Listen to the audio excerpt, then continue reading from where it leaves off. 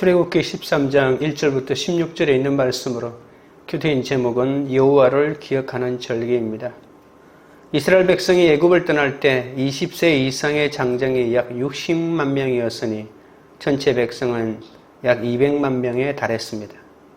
하나님은 애굽으로 이주한 야곱의 자손 70명을 축복하셔서 그들이 애굽에서 거주하는 430년 동안 생육하고 번성하게 해주셨습니다. 이스라엘 자손은 처음에 총리 요셉으로 인해 바로로부터 환대를 받고 고센 땅에 거주하여 번성했지만 애굽의 새로운 왕조가 들어서자 애굽의 노예로 전락하여 고된 노동으로 말미암아 단식하며 부르짖게 되었습니다. 그들은 무려 430년 동안 애굽에서 고난과 연단의 시간을 보내야만 했죠. 하지만 그 고난이 끝나는 날 하나님은 정확히 이스라엘을 애굽 땅에서 나오게 하십니다. 열째 재앙 기사와 이스라엘 출애굽 기사는 유월절 규례에 대한 말씀으로 둘러싸여 있습니다. 출애굽은 유월절 양을 통해 생명을 얻는 구원의 시간을 통해 완성했기 때문이죠. 유월절 식사는 오직 이스라엘 회중만 할 수 있지만 타국인이라도 할례를 받으면 유월절 양을 먹을 수 있다고 했습니다. 오늘은 유월절에 대하여 좀 더 다시 알아보겠습니다. 첫째로 그날을 기념하여입니다. 1절 2절입니다. 여호와께서 모세에게 일러 이르시되 이스라엘 자손 중에서 사람이나 짐승을 막론하고 태에서 처음 난 모든 것은 다 거룩히 구별하여 내게 돌리라. 이는 내 것이니라 하시니라. 이미 앞에서 2차례 이상 무교절 절기에 대한 지침을 줬지만 또다시 무교절 규정이 다루어집니다. 이 반복과 부연 설명은 구약 성경의 율법 규정 본문에 자주 등장합니다. 무교절에 대하여 2차례 이상 언급되었지만 마치 모르는 것처럼 다시 무교절의 규칙에 대하여 설명하고 있죠. 2절은 무교절 절기 규정의 서론으로서 언뜻 보면 무교절과 별 상관없는 초태생 봉헌 규정처럼 보입니다. 그러나 잘 생각해 보면 초태생 봉헌은 유월절과 관련이 깊습니다. 유월절은 이스라엘 장자의 생환 드라마가 펼쳐진 날 아닙니까? 이 유월절 규정은 이스라엘의 모든 초태생을 하나님께 성별하여 바치는 규례를 낳았습니다. 원래 애굽 땅의 이스라엘 장자들도 하나님의 심판 아래에 있었지만 심판이 넘어가고 용서되어 마침내 살아난 자들이기 때문에 하나님께 거룩하게 구별해 바치라는 요구는 정당하다고 볼 수 있습니다. 내게 돌리라 라고 하는 이 말은 하나님께 인신희생제물로 바치라는 말이 아니라 장자 봉헌에 해당하는 금전적 봉헌을 하라는 그런 뜻이죠. 초태생 봉헌은 사람이나 짐승을 막론하고 행해져야 합니다. 장자는 맏아들이라고 번역한 곳도 있지만 그냥 맏이라고 하는 것이 더 적절합니다. 이 규례는 남자이거나 짐승의 수컷에만 적용되는 것이 아니라 여자아이와 짐승의 암컷에도 같이 적용됩니다. 이 봉헌은 애굽의 장자와 모든 처음 난 것이 죽는 열째 재앙에서 집 좌우 문설주와 임방에 어린 양의 피를 바른 집만이 구원을 얻었다는 데서 시작되죠. 애굽의 모든 사람과 짐승들 가운데 마지는 치셨지만 이스라엘 사람들과 그들의 짐승들에게는 이런 일이 없었습니다. 이처럼 약속된 땅을 향해 나아가는 첫걸음에도 하나님을 향한 신앙 고백이 필요한 것입니다. 이 일이 있은 후 약 1500년이 지났을 때 하나님은 예수님으로 하여금 죽음 마땅한 우리를 대속하도록 하셨습니다. 이 사건은 하나님의 사역에 대한 하나의 모형이 될 수 있습니다. 또 이스라엘의 생명이 애굽 사람들의 죽음에서 비롯된 것처럼 그리스도의 죽음은 우리에게 새 생명이 되었습니다. 3절 4절입니다. 모세가 백성에게 이르되 너희는 애굽 곧 종되었던 집에서 나온 그날을 기념하여 유교병을 먹지 말라. 여호와께서 그 손의 권능으로 너희를 그곳에서 인도해 내셨음이니라. 아비볼 이 날에 너희가 나왔으니. 가나안 정착 이후 유월절 구원 경험이 무교절이라는 보다 확장된 축제 절기의 일부로 편입되고 여호와 하나님의 구원을 영원토록 기억하는 절기로 자리잡는 과정을 보여줍니다. 무교절은 여호와의 능하신 손으로 애굽에 종되었던 집에서 반강제적으로 구출된 해방 경험을 자자손손 전승해야 하는 절기입니다. 모세는 이스라엘 백성들에게 무교절 절기도 자손 대대로 지킬 것을 명령합니다. 6월절 다음날 시작되어 일주일 동안 진행된 무교절에는 누룩이 든 빵을 먹어서는 안 됩니다. 너무나 급하게 애굽 땅을 빠져나오는 바람에 누룩을 섞은 반죽이 부풀어 오를 때까지 기다릴 겨를이 없이 발효되지 못한 밀가루 반죽으로 빵을 만들어 무교병을 만들어 먹었다는 것을 기념하는 것이죠. 하나님의 일방적이고 강권적인 출애굽 구원 역사를 무교병을 먹을 때마다 기억하라는 말입니다. 모세는 이 절기 동안 주변에 누룩이 있어서는 안 된다고 합니다. 유대인들은 무교절이 되기 전에 집안 전체를 돌며 누룩이 있는지를 살피는 예식을 지금도 하고 있습니다. 자녀들 가운데 누룩을 찾는 이에게는 상을 주기도 합니다. 이 절기는 자녀들에게 하나님과 유월절에 대해 교육하기 위해 좋은 수단으로 사용되었죠. 모세는 이스라엘 백성에게 이 절기를 통해 하나님이 베푸신 은혜와 그분의 규례를 마음에 새길 수 있도록 하라고 권면합니다. 이스라엘의 절기는 하나님을 알고 그분의 말씀을 묵상하고 마음에 새기는 데 목적이 있습니다. 유대인들은 6월절이 일어난 달을 첫째 달이라고 합니다. 그러면서 그들만의 종교력을 새로 만든 것이죠. 이 달은 아비월입니다. 오늘로 치면 3, 4월입니다. 그러니까 6월절은 아비월 14일 해질녘에 시작되었던 것이죠. 5절부터 7절입니다. 여호와께서 너를 인도하여 가나안 사람과 헷 사람과 아모리 사람과 휘위 사람과 여부스 사람의 땅 곧 내게 주시려고 내 조상들에게 맹세하신 바 젖과 꿀이 흐르는 땅에 이르게 하셨거든. 너는 이달에 이 예식을 지켜 이래 동안 무교병을 먹고 일곱째 날에는 여호와께 절기를 지키라.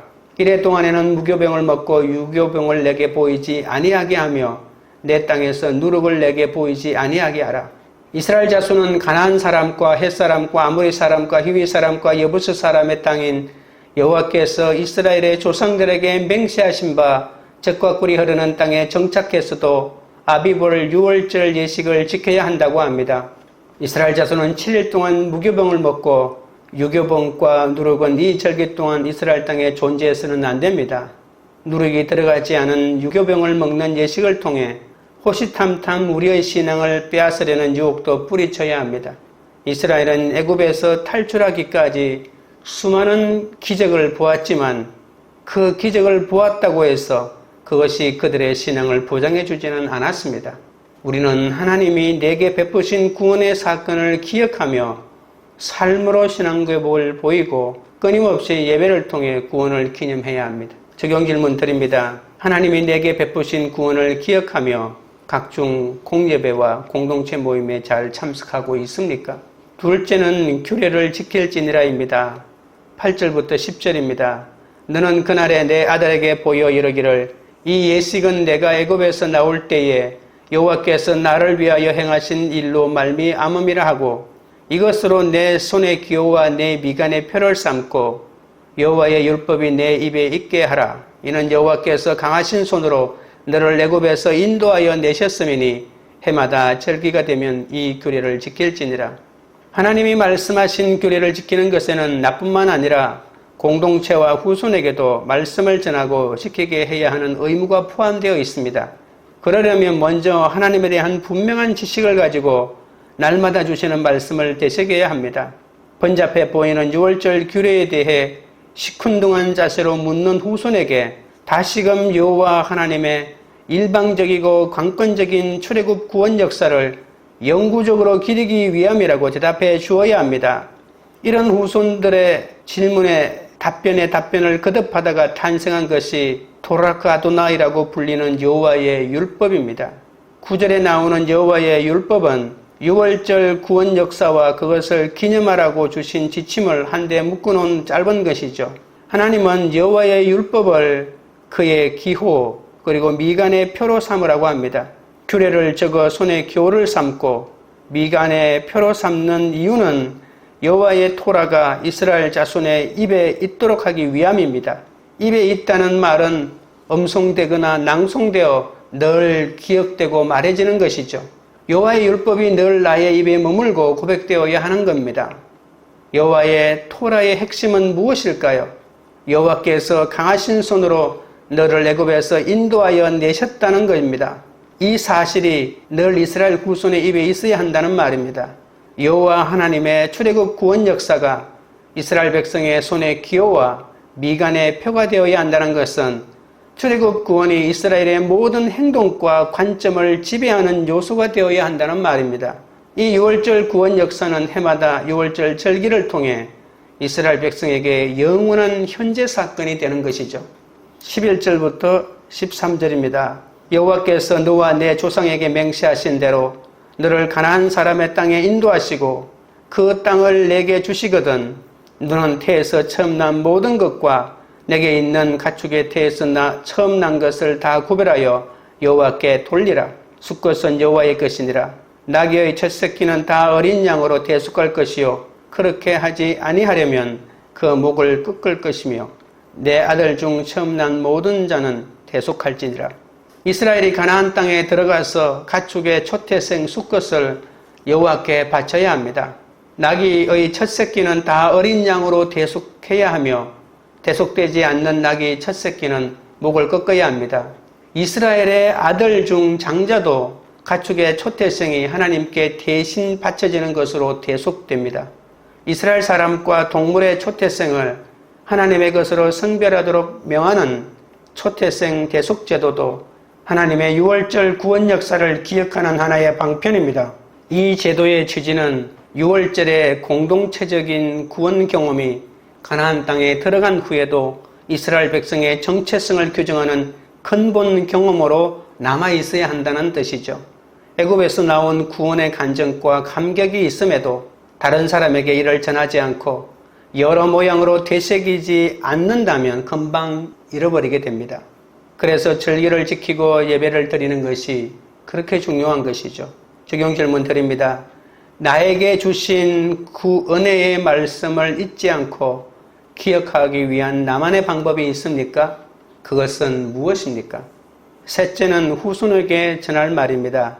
14절부터 16절입니다. 후일에 내 아들이 내게 묻기를 이것이 어찌 됨이냐 하거든 너는 그에게 이르기를 여호와께서 그 손의 권능으로 우리를 애굽에서 곧 종이 되었던 집에서 인도하여 내실세 그때에 바로가 완악하여 우리를 보내지 아니하며 여호와께서 애굽 나라 가운데 처음 난 모든 것은 사람의 장자로부터 가축의 처음 난 끝까지 다 죽이셨으므로 태에서 처음 난 모든 수컷들은 내가 여호와께 제사를 드려서 내 아들 중에 모든 처음 난 자를 다 대속하리니 이것이 내 손의 기호와 내 미간의 표가 되리라.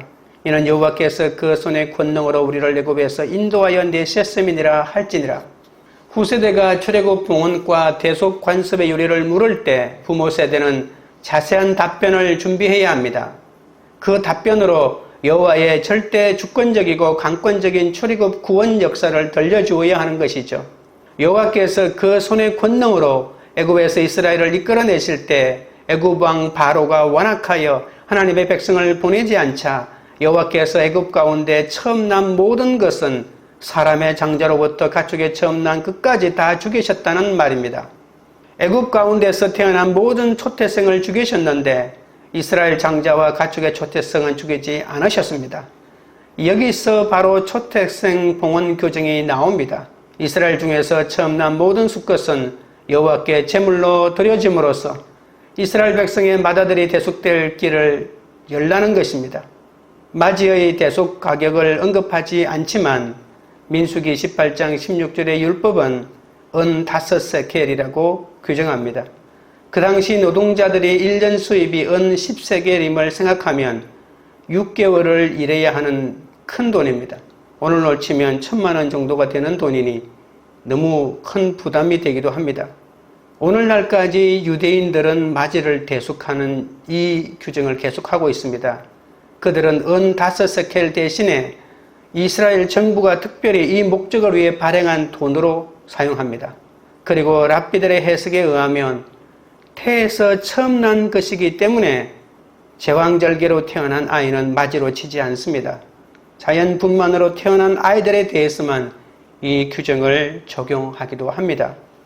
출애굽 구원 역사와 초태생 봉헌 규정을 담은 여호와의 율법이 이스라엘 자손의 손의 기호와 미간의 표가 되게 해야 합니다. 그렇게 해야 이스라엘은 여호와께서 그 손의 권능으로 애굽에서 인도하여 내셨음을 기억하게 되는 것이죠.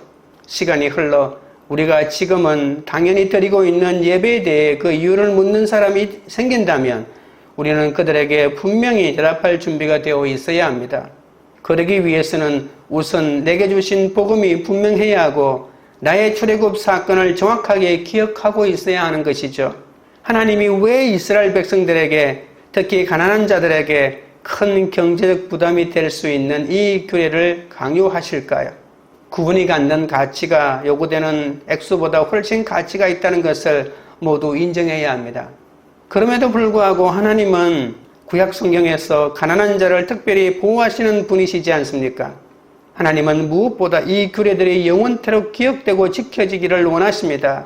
궁핍한 자든 부자든 상관없이 모든 백성의 삶이 하나님의 구원과 은혜에 대한 감사와 찬송으로 가득하기를 원하십니다. 가난한 사람들은 속전을 내는 것이 어렵겠지만 일단 내고 나면 그 뿌듯함이 크고 큰 대가를 치른 후에 누리는 기쁨이 말할 수 없이 크다고 볼 수가 있는 것이죠. 여호와께서 모세에게 알려주신 내용은 짧지만 기승전결이 명확합니다. 여전히 세상은 하나님의 뜻을 알지 못해 완악하지만 구원의 감격이 있는 사람은 하나님의 구원과 심판, 그로 인한 절기와 예배의 근거를 정확히 설명하고 그 감격을 올바로 전해야 합니다. 지금 질문 드립니다.